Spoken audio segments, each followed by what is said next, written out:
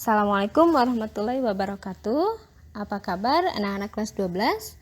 Semoga kalian semua pagi hari ini dalam keadaan sehat walafiat. Untuk pertemuan kita hari ini, kita masih membahas bab 1, yaitu berpikir kritis dan demokrasi. Siap-siap belajar ya anak-anak. Kita mulai dengan bacaan basmalah. Bismillahirrahmanirrahim.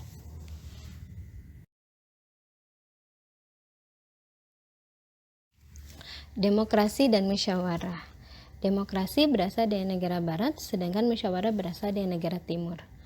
Untuk pengambilan keputusan dengan sistem demokrasi lebih menekankan pada suara terbanyak.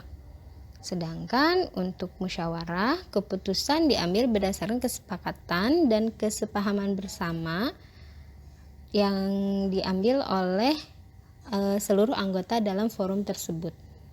Walaupun misalnya keputusan yang diambil itu berdasarkan saran dari salah satu pihak atau salah satu kelompok, tetapi karena semua anggota dalam forum itu menyetujui dan bersepakat untuk mengambil keputusan itu, maka keputusan itu bisa dijadikan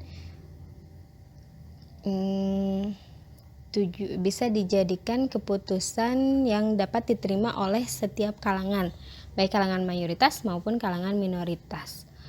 Sedangkan untuk demokrasi, keputusan yang dihasilkan itu disebut penetapan pihak yang memenangkan atas dasar pemilihan suara terbanyak.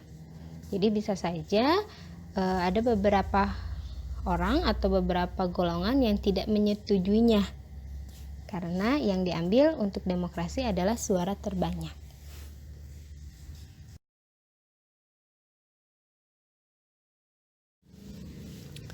Menerapkan prinsip berpikir kritis dan berdemokrasi secara Islam.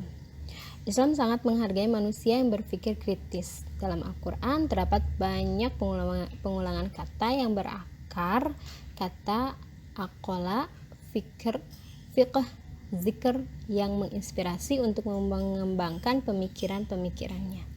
Semangat ini mendorong ilmuwan Islam untuk mencurahkan gagasan dan pikiran sehingga melahirkan ilmu-ilmu pengetahuan yang bermanfaat bagi umat manusia di dunia.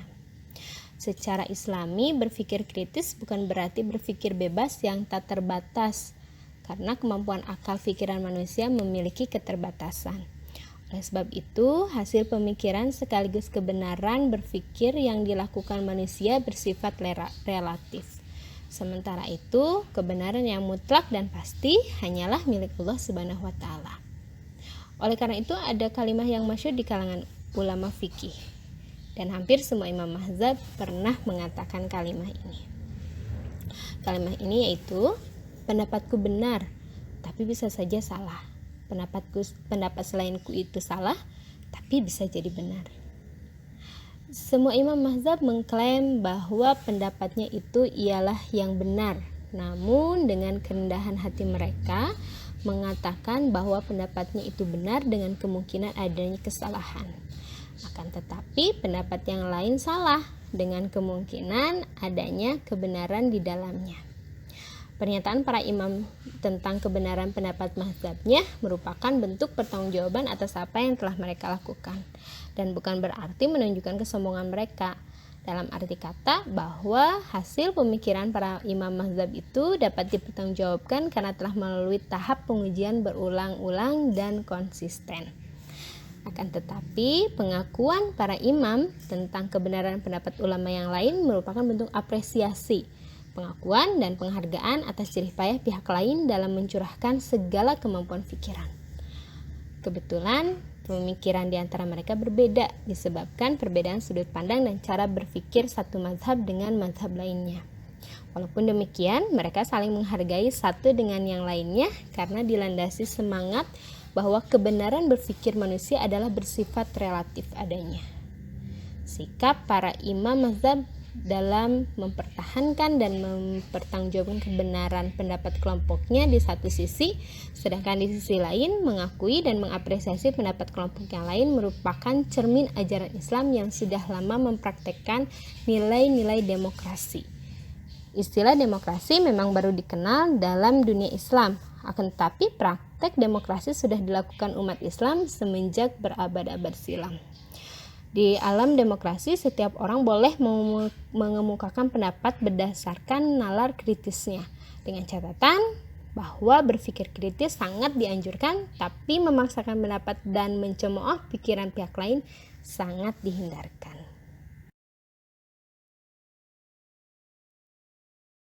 Manfaat berpikir kritis dan berdemokrasi. 1. Berpikir kritis memiliki banyak solusi, jawaban, ide kreatif. Membiasakan diri berpikir kritis akan melatih siswa memiliki kemampuan untuk berpikir rasional. Berpikir dan bertindak reflektif adalah tindakan dan pikiran yang tidak direncanakan, terjadi secara spontan, serta melakukan hal-hal lain tanpa perlu secara ulang.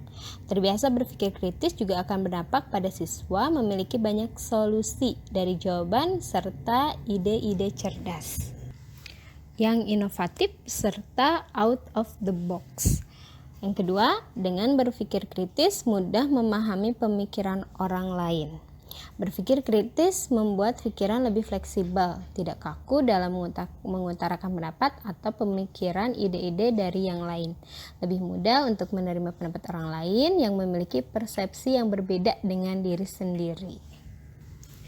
Tidak terpaku pada pendapat diri sendiri dan lebih terbuka terhadap pemikiran, ide, atau pendapat orang lain.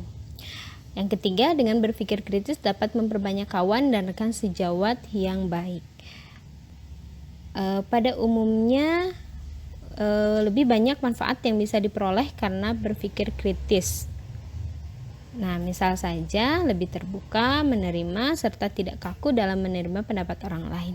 Akan dihormati oleh teman-teman kerja karena mau dan mengerti pendapat orang lain dengan pikiran terbuka.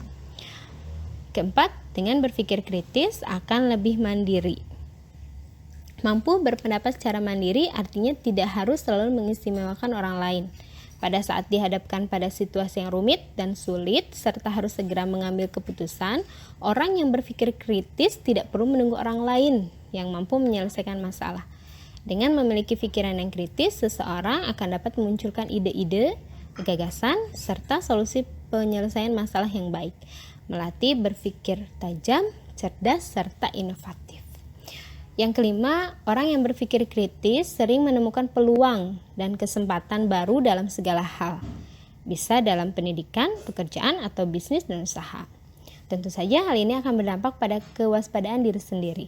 Untuk menemukan peluang dibutuhkan pikiran yang tajam serta mampu menganalisa peluang yang ada pada suatu keadaan. Manfaat berdemokrasi secara Islami. Ada 5 manfaat yang bisa diambil dalam berdemokrasi secara Islami. Yang pertama, kita tidak boleh berkeras hati dan bertindak kasar dalam menyelesaikan suatu permasalahan, tetapi harus bertindak dengan hati yang lemah lembut. Kedua, kita harus berlapang dada, bersikap lemah lembut, bersikap pemaaf, dan berharap ampunan Allah Subhanahu wa Ta'ala.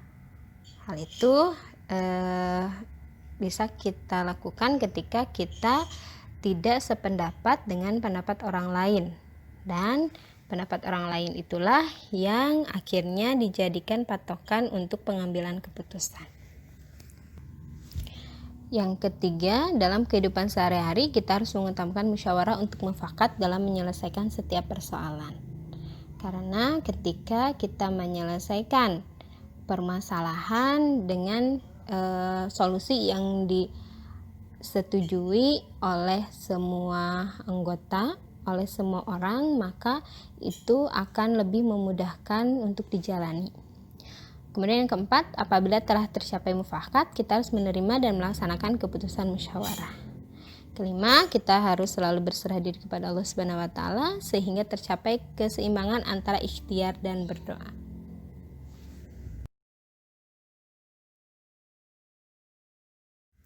Baiklah anak-anak, untuk materi bab 1 alhamdulillah sudah selesai dan ada 5 pertanyaan yang harus kalian jawab sebagai bahan evaluasi kalian dalam memahami materi pada bab 1. Nah, 5 pertanyaan ini silahkan kalian tulis di buku, kemudian nanti soal dan juga jawabannya difotokan, dikirim di classroom.